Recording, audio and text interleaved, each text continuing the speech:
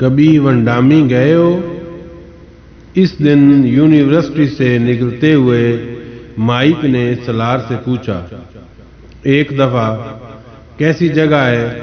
Mic نے سوال کیا۔ بری نہیں ہے، سالار نے تبصرہ کیا۔ اس ویکینڈ پر وہاں چلتے ہیں۔ کیوں؟ میری گرل فرینڈ کو بہت دلچسپی ہے اس جگہ میں، وہ اکثر جاتی ہے، مائک نے کہا۔ تو تمہیں تو پھر اس کے ساتھ ہی جانا چاہیے، سالار نے کہا۔ نہیں، سب لوگ چلتے ہیں، زیادہ مزہ آئے گا، مائک نے کہا۔ سب لوگوں سے تمہاری کیا مراد ہے؟ اس بار دانش نے گفتگو میں حصہ لیا۔ جتنے دوست بھی ہیں سب، میں، سالار، تم، سیٹھی اور سعد۔ سعد کو رہنے دو، وہ نائٹ کلب کے نام پر کانوں کو ہاتھ لگانے لگے گا یا پھر ایک لمبا چوڑا آواز دے گا، سالار نے مداخلت کی۔ تو پھر ٹھیک ہے، ہم لوگ ہی چلتے ہیں، دانش نے کہا۔ سینڈرا کو بھی انوائٹ کر لیتے ہیں، سالار نے اپنی گرل فرینڈ کا نام لیا۔ اس ویکینڈ پر سب وہاں گئے اور 3-4 گھنٹوں تک انہوں نے وہاں خوب انجوائے کیا۔ اگلے روز سالار صبح دیر سے اٹھا۔ وہ بھی لنچ کی تیاری کر رہا تھا جب سعد نے اسے فون کیا۔ ابھی اٹھے ہو؟ سعد نے اس کی آواز سنتے ہی کہا۔ ہاں، 10 منٹ پہلے۔ رات کو دیر تک باہر رہے ہوگے، اس لیے سعد نے اندازہ لگایا۔ ہاں، ہم لوگ باہر گئے ہوئے تھے۔ سالار نے دانستہ طور پر نائٹ کلب کا نام نہیں لیا۔ ہم لوگ کون؟ تم اور سینڈرا؟ نہیں، پورا گروپ ہی، سالار نے کہا۔ پورا گروپ؟ مجھے لے کر نہیں گئے؟ میں مر گیا تھا، سعد نے چڑ کر کہا۔ تمہارا خیال ہی نہیں آیا ہمیں، سالار نے اطمینان سے کہا۔ بہت گھٹیا آدمی ہو تم سالار، بہت ہی گھٹیا۔ یہ دانش بھی گیا تھا؟ ہم سب، مائی ڈیئر، ہم سب، سالار نے اسی اطمینان کے ساتھ کہا۔ مجھے کیوں نہیں لے کر گئے تم لوگ؟ سعد کی خفگی میں کچھ اور اضافہ ہو گیا۔ تم ابھی بچے ہو، ہر جگہ بچوں کو لے کر نہیں جا سکتے، سالار نے شرارت سے کہا۔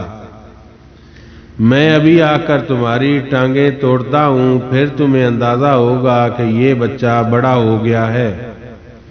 مذاق نہیں کر رہا یار، ہم نے تمہیں ساتھ جانے کو اس لیے نہیں کہا کیونکہ تم جاتے ہی نہیں۔ اس بار سالار واقعی سنجیدہ ہوا۔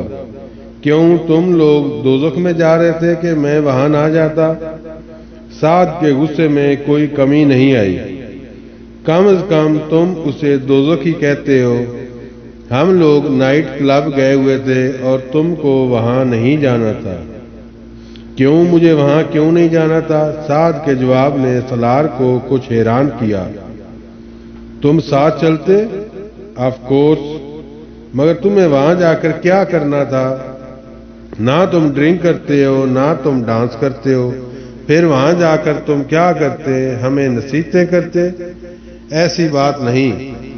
ٹھیک ہے، ڈرنک اور ڈانس نہیں کرتا، مگر آؤٹنگ تو ہو جاتی، میں انجوائے کرتا، سعد نے کہا۔ مگر ایسی جگہوں پر جانا اسلام میں جائز نہیں ہے، سالار نے چبھتے ہوئے لہجے میں کہا۔ سعد چند لمحے کچھ نہیں کہہ سکا۔ میں وہاں کوئی غلط کام کرنے تو نہیں جا رہا تھا، تم سے کہہ رہا ہوں صرف آؤٹنگ کی غرض سے جاتا۔ چند لمحوں بعد اس نے قدرے سنبھلتے ہوئے کہا۔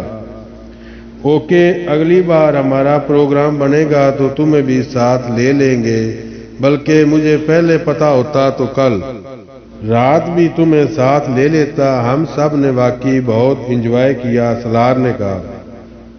چلو، اب میں کیا کر سکتا ہوں؟ خیر، آج کیا کر رہے ہو؟ سعد اب اس سے معمول کی باتیں کرنے لگا۔ 10-15 منٹ تک ان دونوں کے درمیان گفتگو ہوتی رہی، پھر سالار نے فون بند کر دیا۔ تم اس ویکینڈ پر کیا کر رہے ہو؟ اس دن سعد نے سالار سے پوچھا۔ وہ یونیورسٹی کے کیفیٹیریا میں موجود تھا۔ میں اس ویکینڈ پر نیو یارک جا رہا ہوں سینڈرا کے ساتھ، سالار نے پروگرام بتایا۔ کیوں؟ سعد نے پوچھا۔ اس کے بھائی کی شادی ہے، مجھے انوائٹ کیا ہے اس نے۔ واپس کب آؤ گے؟ اتوار کی رات کو۔ تم ایسا کرو کہ اپنے اپارٹمنٹ کی چابی مجھے دے جاؤ، میں 2 دن تمہارے اپارٹمنٹ پر گزاروں گا۔ کچھ اسائنمنٹس ہیں جو مجھے تیار کرنے ہیں اور اس ویکینڈ پر وہ چاروں ہی گھر پر ہوں گے۔ وہاں بڑا رش ہوگا، میں تمہارے اپارٹمنٹ میں اطمینان سے پڑھ لوں گا، سعد نے کہا۔ اوکے، تم میرے اپارٹمنٹ میں رہ لینا، سالار نے کندھے اچکاتے ہوئے کہا۔ اسے سینڈرا کے ساتھ جمعہ کی رات کو نکلنا تھا۔ سالار کا بیگ اس کی گاڑی کی ڈکی میں تھا۔ یہ ایک اتفاق ہی تھا کہ سینڈرا کو عین آخری وقت میں چند کام نبٹانے پڑ گئے، اور جو سرے شام نکلنے کا ارادہ کیے بیٹھے تھے ان کا پروگرام ہفتے کی صبح تک ملتوی ہو گیا۔ سینڈرا پیئنگ گیسٹ کے طور پر کہیں رہتی تھی اور اس کے پاس رات نہیں گزار سکتا تھا۔ اسے اپنے اپارٹمنٹ واپس آنا پڑا۔ رات کو تقریباً 11 بجے سینڈرا کو اس کی رہائش گاہ پر ڈراپ کرنے کے بعد وہ اپنے اپارٹمنٹ چلا آیا۔ اس نے سعد کو ایک چابی دی تھی، دوسری چابی اس کے پاس ہی تھی۔ وہ جانتا تھا کہ سعد اس وقت بیٹھا پڑھ رہا ہوگا، مگر اس نے اسے ڈسٹرب کرنا ضروری نہیں سمجھا۔ وہ اپارٹمنٹ کا بیرونی دروازہ کھول کر اندر داخل ہو گیا۔ لیونگ روم کی لائٹ آن تھی۔ اندر داخل ہوتے ہی اسے کچھ عجیب سا احساس ہوا تھا اور وہ اپنے بیڈ روم میں جانا چاہتا تھا، مگر بیڈ روم کے دروازے پر ہی رک گیا۔ بیڈ روم کا دروازہ بند تھا، مگر اس کے باوجود اندر سے ابھرنے والے کہکے اور باتوں کی آوازیں سن سکتا تھا۔ سعد کے ساتھ اندر کوئی عورت تھی۔ وہ جامد ہو گیا۔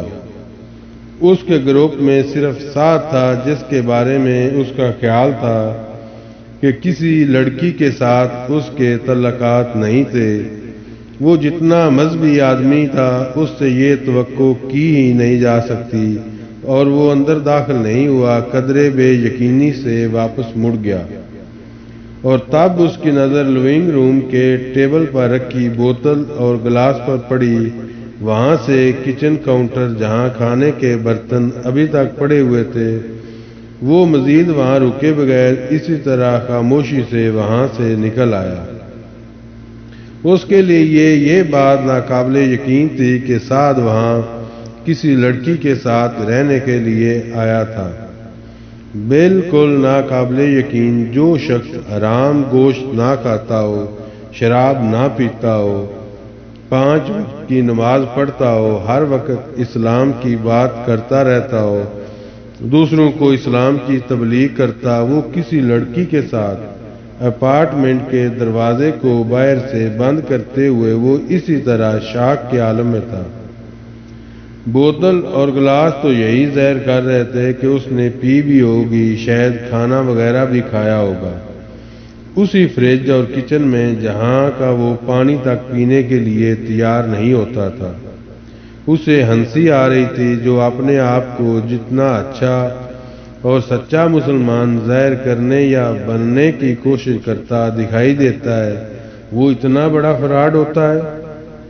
ایک یہ شخص تھا جو یوں ظاہر کرتا جیسے پورے امریکہ میں ایک ہی مسلمان ہے، اور ایک وہ لڑکی تھی امامہ جو ٹینٹ جتنی بڑی چادر اوڑھتی تھی، اور کردار اس کا یہ تھا کہ ایک لڑکے کے لیے گھر سے بھاگ گئی، اور بنتے پھرتے ہیں سچے مسلمان۔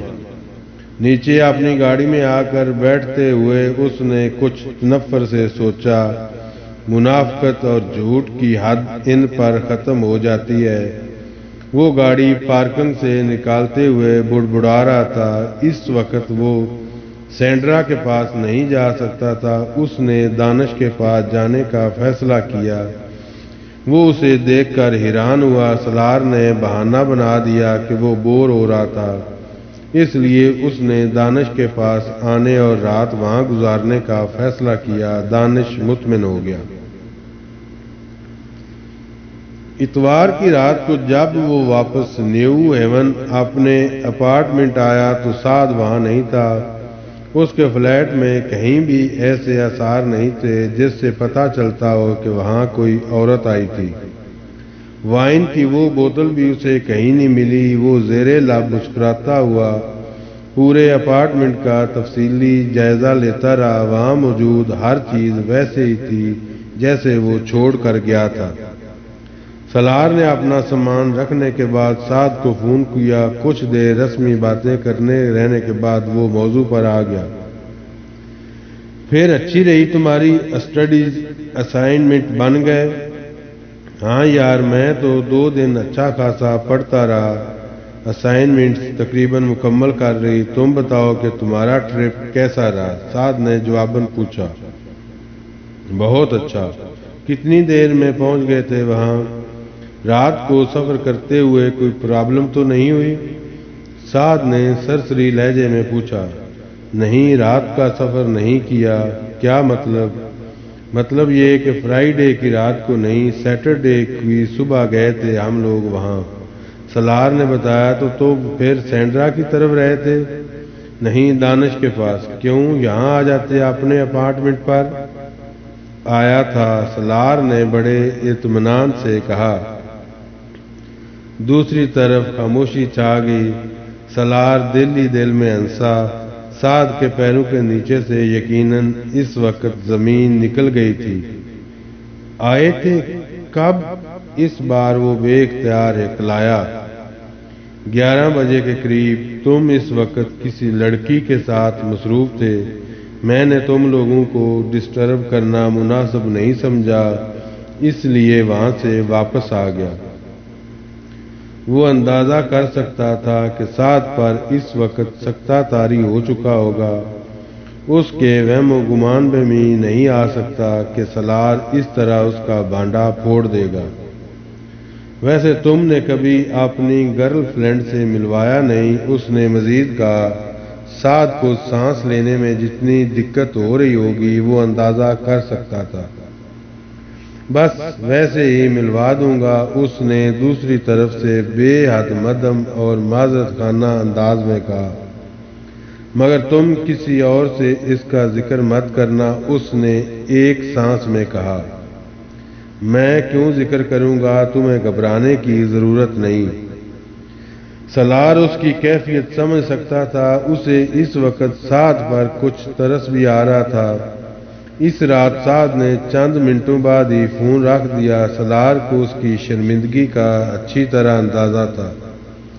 اس واقعے کے بعد سالار کا خیال تھا کہ سعد دوبارہ کبھی اس کے سامنے اپنی مذہبی عقیدت اور وابستگی کا ذکر نہیں کرے گا، مگر اسے یہ دیکھ کر حیرت ہوئی تھی کہ سعد میں کوئی تبدیلی نہیں آئی تھی۔ وہ اب بھی اسی شد و مت سے مذہب پر بات کرتا، دوسروں کو ٹوک دیتا، نصیحتیں کرتا، نماز پڑھنے کی ہدایت دیتا، صدقہ خیرات دینے کے لیے کہتا، اللہ سے محبت کے بارے میں گھنٹوں بولنے کے لیے تیار رہتا، اور مذہب کے بارے میں بات کر رہا ہوتا تو کسی آیت یا حدیث کا حوالہ دیتے ہوئے اس کی آنکھوں میں آنسو بھی آ جاتے۔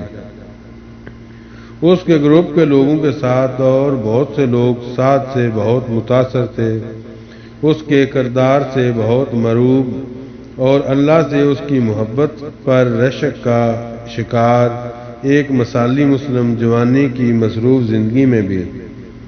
اس میں کوئی شک نہیں تھا کہ سعد بات کرنا جانتا تھا۔ اس کا انداز بیان بے حد متاثر کن تھا، اور اس کے شناسا لوگوں میں صرف سالار تھا جس پر اس کی نصیحت کوئی اثر نہیں کرتی تھی، جو اس سے ذرا برابر بھی متاثر نہیں تھا اور نہ ہی کسی رشک کا شکار تھا۔ جیسے سعد کی داڑھی اس کے دین کے لیے استقامت کا یقین دلانے میں کامیاب ہوئی تھی، نہ ہی دوسروں کے لیے اس کا ادب و احترام، اس کا نرم انداز گفتگو۔ امامہ سے مذہبی لوگوں کے لیے اس کی ناپسندیدگی کا آغاز ہوا تھا۔ جلال نے اسے آگے بڑھایا تھا اور سعد نے اسے انتہا پر پہنچا دیا تھا۔ اس کا خیال تھا کہ مذہبی لوگوں سے بڑھ کر منافق کوئی دوسرا نہیں۔ داڑھی رکھنے والا مرد اور پردہ کرنے والی عورت کسی بھی قسم کی بلکہ ہر قسم کی برائی کا شکار ہوتے ہیں، اور ان لوگوں سے زیادہ جو خود کو مذہبی نہیں کہتے۔